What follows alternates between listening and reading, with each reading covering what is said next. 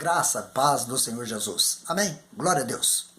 Amados, queridos irmãos, vamos meditar na Palavra de Deus no culto devocional dessa manhã de segunda-feira.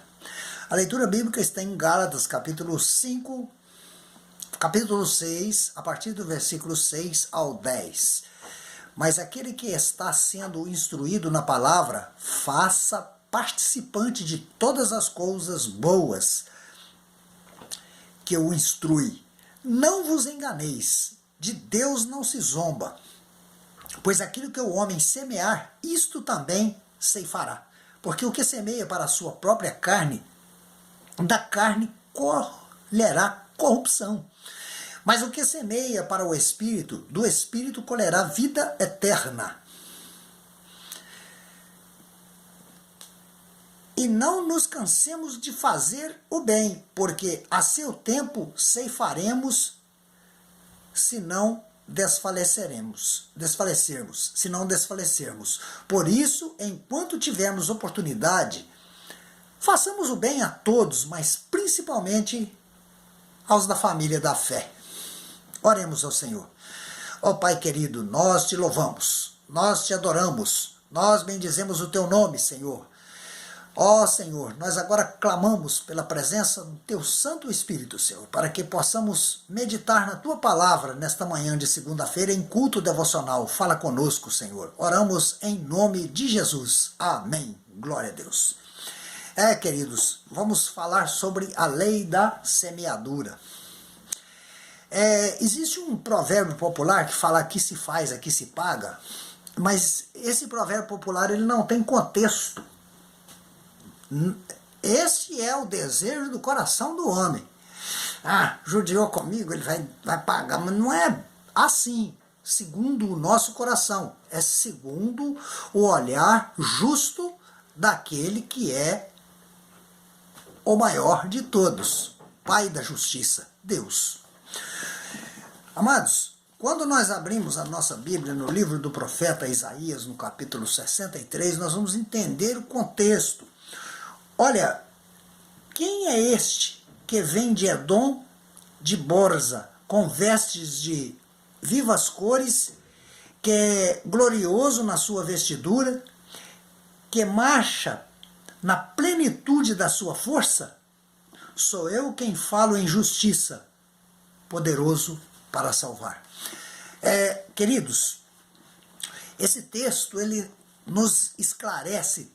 Quando nós vemos em Paulo, cada um é responsável pelas suas próprias ações diante de Deus. E Edom, os edomitas, eles foram julgados no coletivo porque a nação inteira abraçou uma causa do rei, ou seja, não dar passagem a Israel. Foi aclamado popularmente. E toda a população do Vale de Edom, da planície de Edom, quando Israel foi levado a cativeiro da Babilônia, foi saquear. E também eles faziam emboscadas contra aqueles israelitas que saíam, escapavam dos conquistadores, iam parar direto na mão dos edomitas e zombaram do povo de Deus. Então eles plantaram o quê? Zombaria, plantaram a destruição. Veja bem, plantaram a inhospitalidade, não deram passagem ao povo de Israel. Então, eles acumularam contra eles atitudes, ou seja, plantaram contra eles o que aconteceu no momento em que eles foram dizimados. Eles contribuíram com os babilônios na época que a Babilônia conquistou Israel e os levou cativos, e depois eles foram levados cativos pelos babilônios também, e por lá não se fala mais na história dos edomitas. Por ali terminaram, nunca voltaram, porque aconteceu com eles exatamente aquilo que eles queriam que acontecesse com os israelitas.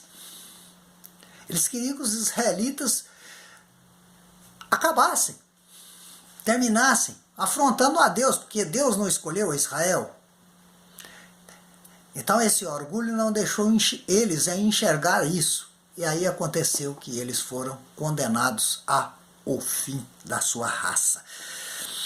Esse texto de Isaías 63, ele fala de líderes religiosos que, na época, quando ele começa a fazer uma pergunta, quem é este que vem de Edom? Ele está dizendo aqui que isso aqui se compara ao que Jesus Cristo passou no jardim do Getsêmani. Ele fala como o sangue derramado de Jesus nas suas vestes, como as vestes que ficam com aquela marca vermelha do carmesim das uvas pisadas. Então, e os edomitas representam aqui aqueles líderes religiosos que simplesmente entregaram a Jesus. Ele foi condenado no tribunal. Vamos recordar aqui, olha, no Apocalipse 19, 15, 16 também fala, ele é o Rei dos Reis, o Senhor dos Senhores, mas é um particípio passivo do verbo fermentar, né? Que se refere ao carmesim do suco das uvas pindadas. Nos trechos de Isaías aqui mostra que a obra de restaurar, transformar em bom vinho a raça humana, ela foi feita única e exclusivamente no sacrifício de Jesus e que nenhum dos líderes religiosos daquela época contribuíram. Então plantaram a destruição, plantaram a vergonha que eles vão passar diante de todas as nações da terra quando tiverem que reconhecer publicamente que Jesus Cristo é o Senhor. Vão ter que fazer isso, porque senão vão colher a responsabilidade de ter pendurado Jesus na cruz do Calvário. Era um projeto de Deus, sim, mas eles vão acabar entrando como responsáveis. Olha como é que a justiça de Deus opera no julgamento justo.